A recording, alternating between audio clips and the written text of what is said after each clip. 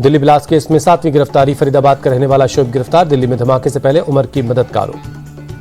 बंगाल में एसआईआर के खिलाफ अब तक 99.77% फॉर्म बांटे गए, चुनाव आयोग ने दी जानकारी। 99.77% फॉर्म्स में से 70.14% फॉर्म ही कलेक्ट हुए। बंगाल में एसआईआर पर बवाल के बीच ईसी का बड़ा खुलासा, बंगाल में 29.63% फॉर्म अब तक जमा नहीं हुए हैं। एसआईआर को लेकर पश्चिम बंगाल की सीएम ममता बनर्जी ने खोला मोर्चा, नॉर्थ 24 परगना की रैली में रैली की, टीएमसी कार्यकर्ताओं के साथ पैदल मार्च किया। सीएम ममता बनर्जी बोली, चुनाव आयोग अब निष्पक्ष संस्था नहीं रही, ये बीजेपी कमीशन बन गया है। सीएम ममता बनर्जी की बीजेपी को खुली चुनौती, कहा बंगाल में बीजेपी मुझ पर हमला न करे वरना पूरे देश में उसकी नींव हिला दूंगी। सीएम ममता बनर्जी का दावा, बीजेपी राजनीतिक रूप से लड़कर मुझे हरा नहीं सकती, किसी की सरकार हमेशा नहीं रहती, 2029 में भयंकर लड़ाई होगी। बिहार नतीजों पर बोली सीएम ममता बनर्जी, का बिहार में बीजेपी के खेल का अंदाजा विपक्ष नहीं लगा पाया। पश्चिम बंगाल के मंत्री सिद्दीकुल्लाह चौधरी का बयान, वोटर लिस्ट में सही नाम का काटा जाना, आग से खिलवाड़ करना होगा, इसे बर्दाश्त नहीं किया जाएगा। एसआईआर प्रक्रिया की समीक्षा के लिए चुनाव आयोग ने टीएमसी को मुलाकात का समय दिया, 28 नवंबर को मीटिंग के लिए चुनाव आयोग के दफ्तर बुलाया। बीएलओज के प्रदर्शन पर बोले शुभेंदु अधिकारी, बीएलओज पर कोई जवाब नहीं, जो अभी प्रदर्शन कर रहे हैं कुछ दिन बाद रूलिंग पार्टी के पोस्टर में दिखेंगे। तमिलनाडु में एसआईआर प्रक्रिया को लेकर चुनाव आयोग को सुप्रीम कोर्ट का नोटिस, एमडीएमके की असंवैधानिक करार देने वाली याचिका पर 2 दिसंबर तक जवाब मांगा।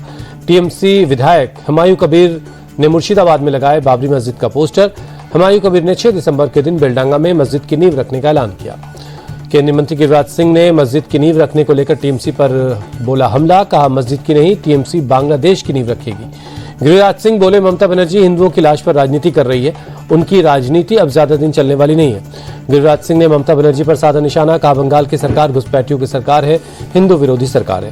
संविधान दिवस पर पीएम मोदी ने लिखा खत, चिट्ठी में विकसित भारत के लिए कर्तव्य बताया जरूरी, लिखा कर्तव्य पालन से ही समाज का विकास मुमकिन है। गुजरात के सीएम भूपेंद्र पटेल ने संविधान दिवस के मौके पर डॉक्टर अम्बेडकर को नमन किया, सेंट्रल विस्टा में अम्बेडकर की प्रतिमा पर फूल चढ़ाया।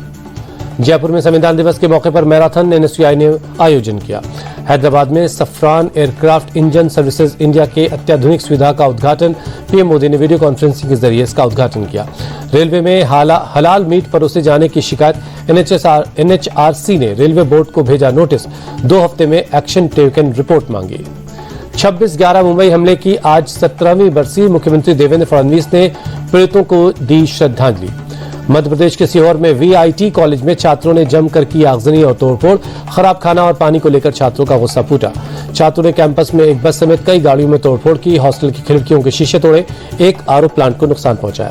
छात्रों का आरोप, खराब खाने पीने की वजह से कई छात्र जॉन्डिस के शिकार हुए। मौके पर पहुंची पुलिस ने मामला शांत करवाया। दिल्ली के पटेल नगर में एनकाउंटर के बाद एक बदमाश घायल, हत्या के केस में वांटेड है मेहताब, पुलिस ने गोली लगने के बाद अस्पताल में भर्ती करवाया। दिल्ली के रोहिणी में एक घर में घुसी तेज रफ्तार बेकाबू एसयूवी कार, घर का सारा सामान तहस नहस हो गया। दिल्ली में निगम पार्षद की गाड़ी से शराब की सैकड़ों बोतलें बरामद हुई, पुलिस ने कार ले जा रहे शख्स को हिरासत में लिया। पुलिस की आशंका, एमसीडी उपचुनाव में इसे बांटने की तैयारी थी। मुंबई से सटे वसई में गैस लीक से एक की मौत, गैस की चपेट में आने से 19 लोग बीमार पड़ गए। गैस रिसाव वाले इलाके को सील कर दिया गया है। पाइपलाइन मरम्मत के दौरान क्लोरीन गैस से भरा सिलेंडर गिरा, जिससे क्लोरीन का रिसाव हो गया और ये गैस रिहायशी इलाकों में फैलने से लोगों को सांस लेने में परेशानी होने लगी। महाराष्ट्र के भिवंडी में 3 सिलाई कंपनियों में लगी भीषण आग, फायर ब्रिगेड ने आग पर काबू पाया, शॉर्ट सर्किट से आग लगने की आशंका है। बिहार में चुनावी हार के बाद लालू यादव के परिवार को एक और झटका, पूर्व सीएम राबड़ी देवी को 10 सर्कुलर मार्ग का बंगला खाली करने का नोटिस मिला। विधान परिषद में नेता प्रतिपक्ष राबड़ी देवी को सरकार ने आवंटित किया नया घर, हार्डिंग रोड पर आवास संख्या 39 अलॉट हुआ।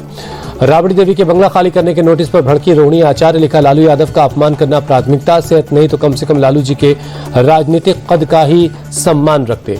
बीजेपी प्रवक्ता नीरज कुमार ने कहा, आदेश हुआ तो बंगला खाली करना चाहिए, उम्मीद है सरकारी संपत्ति को नुकसान नहीं पहुंचाएंगे।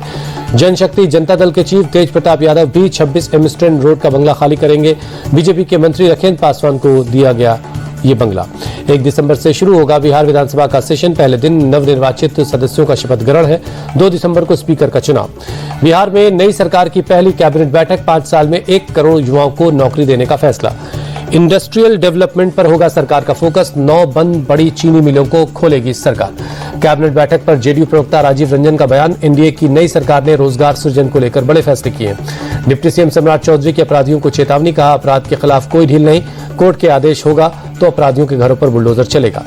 सम्राट चौधरी बोले 400 माफियाओं की पहचान, कोर्ट के ऑर्डर पर संपत्ति जब्त होगी, सोशल मीडिया पर गाली देने वालों के खिलाफ होगी कार्रवाई, एंटी रोमियो स्क्वाड बनेगा। बिहार में योगी मॉडल की तर्ज पर बुलडोजर एक्शन, पटना में स्टेशन रोड के सड़क के किनारे अवैध अतिक्रमण को हटाया गया। बिहार के मुजफ्फरपुर में अवैध दुकानों के खिलाफ कार्रवाई, दादर से बैरिया तक 250 से ज्यादा दुकानें हटाई गई। समस्तीपुर में भी अतिक्रमण के खिलाफ कार्रवाई हुई, जिला प्रशासन ने अवैध कब्जे को हटाया। आरा में जिला प्रशासन की कार्रवाई, शहर के मुख्य मार्गों से अतिक्रमण को हटाया गया।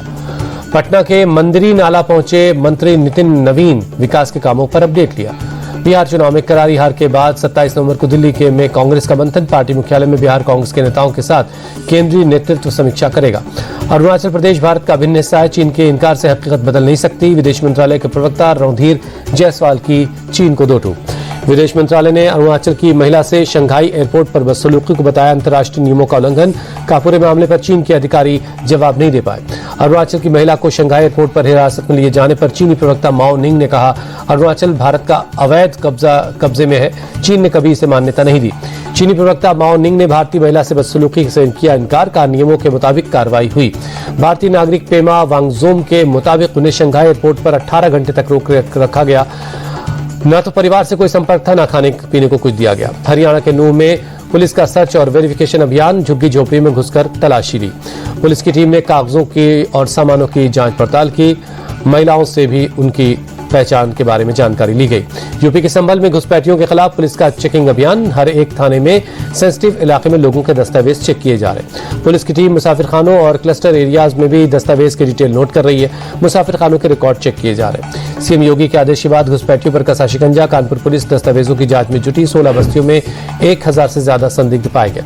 देहरादून में उत्तराखंड पुलिस ने ऑपरेशन कालनेमी के तहत 2 बांग्लादेशी महिलाओं को गिरफ्तार किया, नाम बदलकर पटेल नगर में रह रही थी। दिल्ली में आज भी प्रदूषण से कोई राहत नहीं, सुबह सुबह एम्स इलाके में बहुत खराब श्रेणी में रहा एयर क्वालिटी इंडेक्स। दिल्ली के गाजीपुर में छाई स्मॉग की परत, AQI बहुत खराब कैटेगरी में दर्ज हुआ। मुंबई में भी लगातार खराब हो रही है हवा, ईस्टर्न फ्रीवे ब्रिज इलाके में सुबह सुबह घना स्मॉग छाया रहा। यूपी के अमरोहा में कुछ युवकों ने हाईवे पर चलती थार की छत से नोट बरसाए, नोट उड़ता हुआ देख हाईवे पर अफरा तफरी मच गई, तेज रफ्तार गाड़ियों के बीच लोग नोट लूटते हुए नजर आए। कर्नाटक के कलबुर्गी में दर्दनाक सड़क हादसा, एक IAS समेत 3 लोगों की मौत। तमिलनाडु के थुथुकुड़ी में 2 दिनों से लगातार बारिश, शहर के कई हिस्सों में जलभराव। ठंड बढ़ते ही खूबसूरत दिखने लगा श्रीनगर की डल झील, श्रीनगर का न्यूनतम तापमान 1 डिग्री तक पहुंच गया। ठंड बढ़ते ही ओडिशा की चिल्का झील में प्रवासियों ने डाला डेरा, 87 अलग अलग प्रजातियों के 2 लाख से ज्यादा पक्षी यहां पहुंचे हैं। ICC T20 वर्ल्ड कप का 7 फरवरी से आगाज हो रहा है, भारत पाकिस्तान एक ग्रुप में है। 15 फरवरी को दोनों के बीच होगा मुकाबला, कोलंबो में खेला जाएगा मैच। 7 फरवरी को USA के खिलाफ पहला मैच खेलेगा भारत, 7 फरवरी से 8 मार्च तक 8 वेन्यू पर मैच खेले जाएंगे। T20 वर्ल्ड कप में कुल 20 टीमें शामिल हैं, सभी टीमों को 4 ग्रुप में बांटा गया, हर एक ग्रुप में 5-5 टीमें शामिल हैं। भारतीय क्रिकेटर रोहित शर्मा बने T20 वर्ल्ड कप 2026 के ब्रांड एम्बेसडर, जय शाह ने ऐलान किया। भारतीय बल्लेबाज श्रेयस अय्यर ने सर्जरी के बाद रिकवरी पर अपडेट दिया, शुरू की ट्रेनिंग। वेंकटेश प्रसाद का कर्नाटक राज्य क्रिकेट संघ का निर्विरोध अध्यक्ष बनना तय है, चुनाव अधिकारी B बसवराजू ने उम्मीदवारी को मंजूरी दी। एशियन पेंट्स भारतीय क्रिकेट टीम का ऑफिशियल क्लियर पार्टनर बना, BCCI के साथ 3 साल का किया करार। एशियन पेंट्स के CEO अमित सिंगले बोले, ये साझेदारी हमारे लिए गर्व की बात है, क्रिकेट के हर पल को और बेहतरीन बनाने के लिए हम काम करेंगे। IPL 2026 के लिए लखनऊ सुपर जायंट्स ने खेला बड़ा दांव, कार्ल क्रो को नया स्पिन बॉलिंग कोच बनाया। केंद्रीय खेल मंत्री मनसुख मांडविया ने T20 वर्ल्ड कप विजेता ब्लाइंड टीम का सम्मान किया, नेपाल को हराकर भारत ने जीता है वर्ल्ड कप का खिताब। World champion blind women's T20 cricket team को कर्नाटक बीजेपी ने सम्मानित किया, BY विजेंद्र ने भारतीय टीम की उपलब्धि ऐतिहासिक बताया। कर्नाटक के CM सिद्धरामैया का बड़ा ऐलान, blind women's T20 world cup जीतने वाली टीम के राज्य क्रिकेटरों को सरकार एक नौकरी देगी और 10 लाख रुपए का इनाम देगी। रांची पहुंचे विराट कोहली, 30 नवंबर को JSCA इंटरनेशनल क्रिकेट स्टेडियम में भारत और दक्षिण अफ्रीका के बीच ODI मैच खेला जाना है। मैच के लिए साउथ अफ्रीका के बैट्समैन क्विंटन डिकॉक भी रांची पहुंचे, 30 नवंबर को JSCA इंटरनेशनल क्रिकेट स्टेडियम में वनडे मैच है।